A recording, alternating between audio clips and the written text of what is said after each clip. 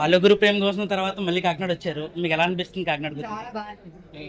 నేను నలుగురు ప్రేమ కోసమే టైం ఫస్ట్ ఇక్కడ కొంచెం రకరకాల అవన్నీ ఎక్స్పీరియన్స్ చేశాను. ఓకే. యాక్చువల్లీ నాకు తెలిసి ఇక్కడ నుంచి నాకు ఎదురో ఇది మ్యాంగో అండ్ పెరుగుతో కలిపి తింటారు అన్నము అన్నది. ఇంకేం ఫుడ్ ఇష్టం మేడం?